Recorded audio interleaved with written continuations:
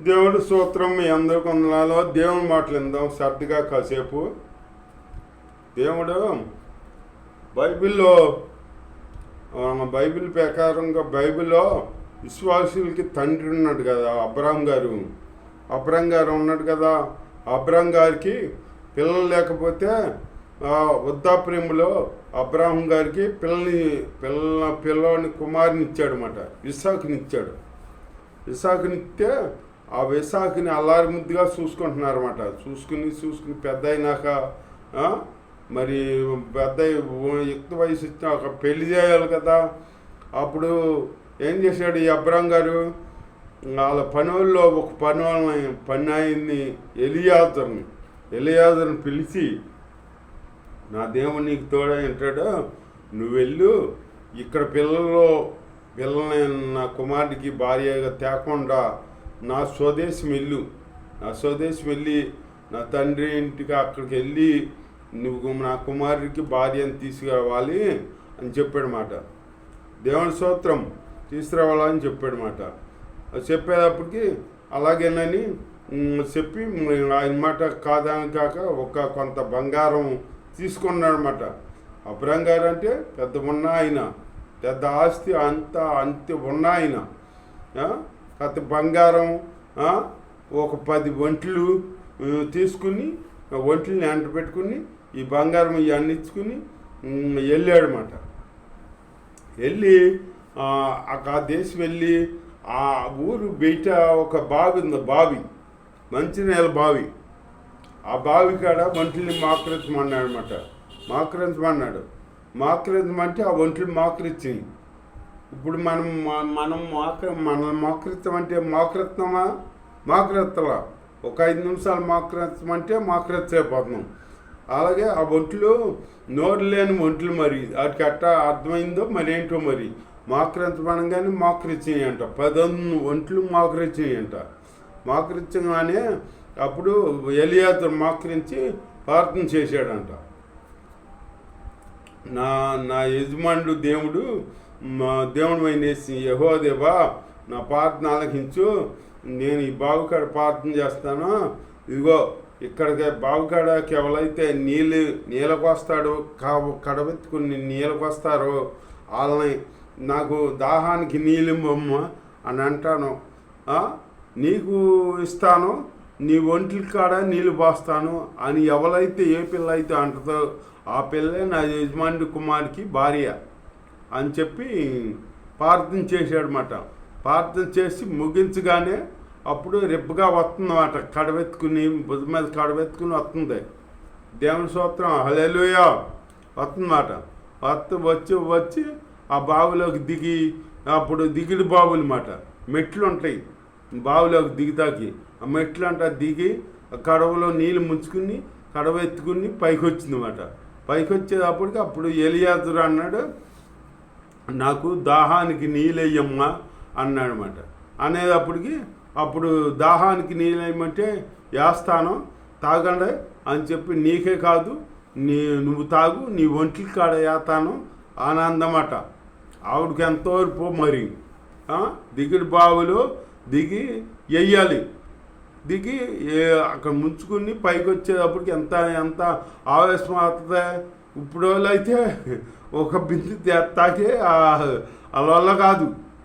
మరి ఆవిడ ఎలా ముంచి పోసింది, అలా వెళ్ళి తోడు ముంచుకుని వచ్చి పోసిందో, ఒంటి అంటే ఒక ఒంటి 2-3 టిన్నుల నీళ్ళు తాగుద్ది,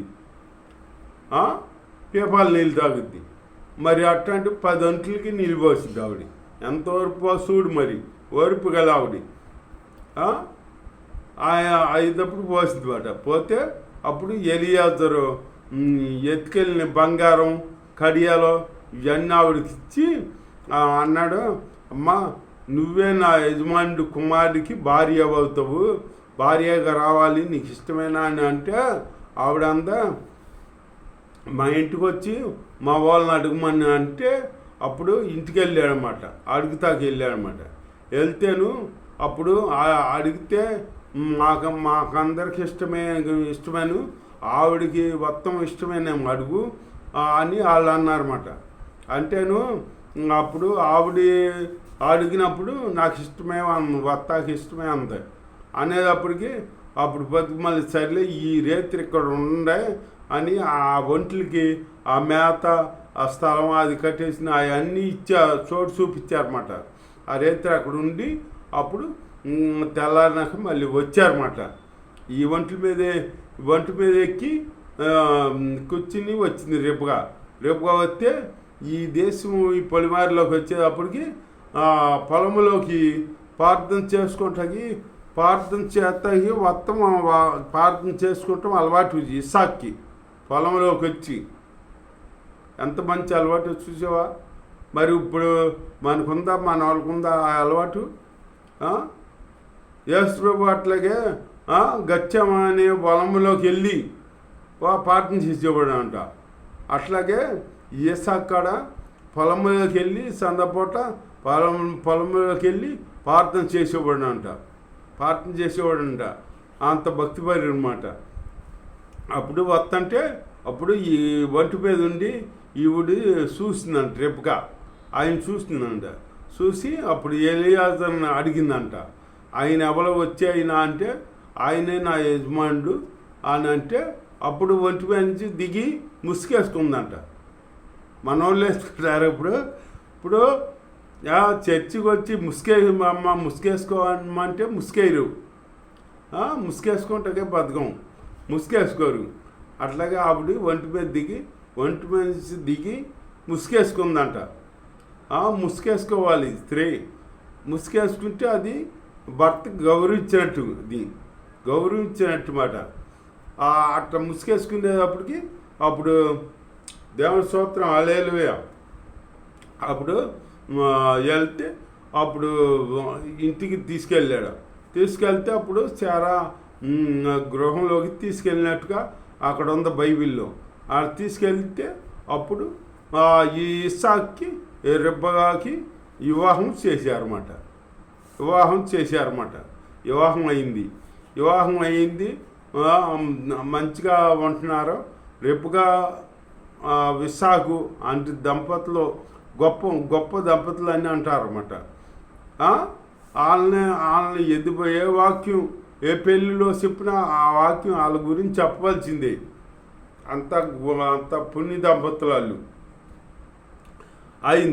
అయ్యేటప్పటికి ఆకేంటంటే అసలు ప్రాబ్లం పిల్లలు లేరు. ఇస్సాకుకి పిల్లలు లేకపోతే అప్పుడు పిల్లలు లేకపోతే మన వాళ్ళు అయితే ఏమంటారు, ఆడవాళ్ళు స్త్రీకి భార్యకి పిల్లలు లేరు అనుకో, భర్త ఏమంటాడు, నీకు పిల్లలు లేరు, నీకు పిల్లలు పుట్టరు, ఎన్నాళ్ళు ఎందుకు నేను ఇంకో దాన్ని చేసుకుంటాను, నువ్వు వెళ్ళిపో అని అంటారు అని ఆ భార్యని ఇసుకిస్తారన్నమాట. ఈ ఇస్సాకు అట్లా అనలా, భార్యని ప్రేమించి భార్య కొరకు ప్రార్థన చేశాడనమాట. ఈ ప్రార్థన ఆలకించి దేవుడు అప్పుడు రెబ్బగా గర్భం తెరిచాడనమాట. రెబ్బగా గర్భవతి అయ్యి 2 పిల్లలు పుట్టారు. కమల పిల్లలు పుట్టారన్నమాట. ఒక ఆయన యోసేపు, ఒక ఆయన యాకోబు. కమల పిల్లలు కడుపులో ఉండగా పెనుగులు ఆడుతుంటే ఈవిడి బాధ తట్టుకోలేక దేవుడి సన్నిధికి వెళ్ళి ప్రార్థన చేసిందంట. ఏంటిది ప్రభువా ఈ బాధ ఏంటిది అంటే అని అడిగితే అప్పుడు ఆ దేవుడు చెప్పాడంట. దేవుడు చెప్పి నీ కడుపులో 2 పదజల్లాలు ఉన్నాయి, 2 జాతులు ఉన్నాయి అని చిన్నవాడికి పెద్దవాడు దాసుడు అవుతాడు అని చెప్పాడంట. అట్లాగే అట్లా ఉంటామనగా అట్లాగే ఈవిడికి నెల నిండి పసమైంది, పిల్లలు పుట్టారు. యోసేపు ఏమో రోమాలు కలిగిన వాడు యోసేపు. యాకోబు ఏమో నున్నవాడు మాట, నున్నగా ఉంటాడు, నున్న శరీరం. ఈ యాకోబు ఏమో ఈ ఇంటికాడే ఉంటాడనమాట. ఆ తల్లి సంగ కట్టుకుని తిరుగుతాడనమాట. ఆ వంటలు అవి నేర్చుకుంటాడు యాకోబు. ఈ యోసేపు ఏం చేస్తాడు, ఈ అడవికి వెళ్ళి ఏటాడికి వస్తాడనమాట. ఏటాడికి వచ్చే ఉద్యోగం వేటాడికి వస్తే ఒకసారి విశాఖకు వృద్ధాప్యంలోకి వచ్చినప్పుడు అన్నాడంట, కేకేసి పెద్ద కుమారుని కేకేసి కుమారుని, నా కుమారుడా రామని చెప్పి ఆ కుమారుని, నువ్వు వేటాడుతావు కదా, నువ్వు వేటాడికి వచ్చి మాంసం తెచ్చి నాకు రుచిగా వండి పెట్టు, నేను తిని నిన్ను దీవిస్తాను అని చెప్పాడంట. చెప్పేటప్పటికి అప్పుడు ఈ మాటలు ఎవరన్నారో రేపుగా ఉంది. రేపుగా విని రేపుగా ఏం చేసిందంటే అప్పుడు చిన్న కుమారుని యాకోబుని పిలిచింది.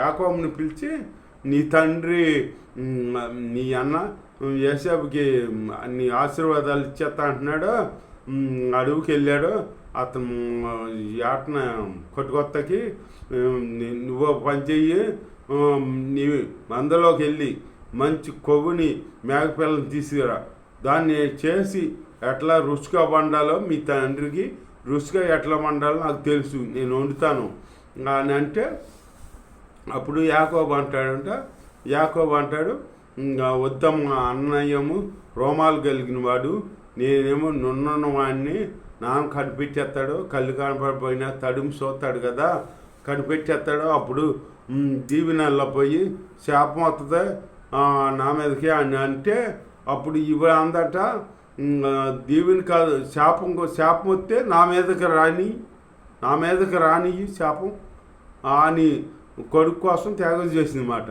నువ్వు వెళ్ళి నేను చెప్పిన పని చెయ్యి అని అనేటప్పటికి అప్పుడు ఒక మేక పిల్లని తెచ్చి చేసి శుభ్రంగా తల్లికి ఇస్తే తల్లి వండింది, ఆ నాన్నకి ఇష్టం వచ్చినట్టు వండింది మాట. వండితే ఆహారం పట్టుకెళ్ళి ఇచ్చాడనమాట ఇస్సాక్కి ఇచ్చి, నాన్నగారు ఇగో తిని నన్ను ఆస్వాదించండి అంటే, ఎవరివయ్యా నువ్వు అంటే, నేను నీ పెద్దవాడికి యేసేపుని అంటే, కానీ యాకోబు స్వరం లేకుందే అని చెప్పేసి ఇట్రాన్ని దగ్గర రామని తడుము చూశాడనమాట. తడుము చూసి ఈవిడేం చేసింది, ఆ మేక చర్మం చర్మం ఈ ఒళ్ళంతా చుట్టేసింది మాట. తడిమే కాడ చుట్టేసేటప్పటికి తడిపితే అబ్బొచ్చు కనపడింది కదా రోమాలు అనుకుని మనిషి చూస్తే తడిమి చూస్తే యేసేపు లాగానే ఉన్నాడు, స్వరం చూస్తే యాకోబు లాగా ఉంది ఏంటి అని అనుమానపడ్డాడు. అక్కడికి పడి నేను రన్ నాన్నగారు అంటే నీ స్వరం ఏంటి ఎలా ఉంది, యాకోబు స్వరం లేకంటే ఆహా స్వరం అలా ఉందా, నేను అక్కడక్కడ వేటాడికి వెళ్తాను కదా, అక్కడ నీళ్ళు ఇక్కడ నీళ్ళు ఆ మడుగులో నీళ్ళు తాగుతూ మాలని నా గొంతుకి ఇలా అయిపోయింది నాన్నగారు, మాట ఇలా వస్తుంది అని చెప్పి అప్పుడు అన్నాడంట. అంటే అప్పుడు సర్లే అని ఆ ఆహారం తిని అప్పుడు యాకోబుని దీవించాడనమాట. దీవెనలన్నీ ఇచ్చేసాడనమాట. దేవుడి స్తోత్రం. అలాగే దేవుడిలో మనం ఇష్టలుగా జీవించాలి. అలా జీవించుకుంటే దేవుడి ఆశీర్వాదాలు పొందుకోవటానికి అర్హులుగా మనం జీవించాలన్నమాట. అర్హులుగా జీవిస్తూ ఆయనలో ముందుకు సాగుదాం. దేవుని మాటలు జీవించిన గాక. ఆమెన్. మీలో తండ్రి ఎలా ఉండాలి నడుచుకోవాలో తెలియవలసి మాది బాని స్తోత్రము నైనా నాతో మాట్లాడిన మాది బాని స్తోత్రం. ఆ రీతిగా మేము నడుచుకుంటూ మీ దీవులు పొందుకునే మీ ఆశీర్వాదం పొందుకునే యోగ్యత జీవితం కలిగి మేము ఉంటే నేను మీకు దగ్గరగా జీవించే జీవితాలు నాకు దయచేసి కాపాడు సహాయం చేయమని శ్రమలో ప్రార్థనేశ్వరు పెట్టుకున్నాం పరమ తండ్రి. ఆమె సహాయం చేస్తున్నాయి సూత్రాలు చెల్లించుకున్నాం పరమ తండ్రి. ఆమె తండ్రి అనే దేవుని ప్రేమ కుమారి అనే కృప పరిశుద్ధాత్మను సచి ఇక్కడ చేరి నాకు లోకంలో సకల పరిస్థితులు చాలా తోడై నడిపించుగాక.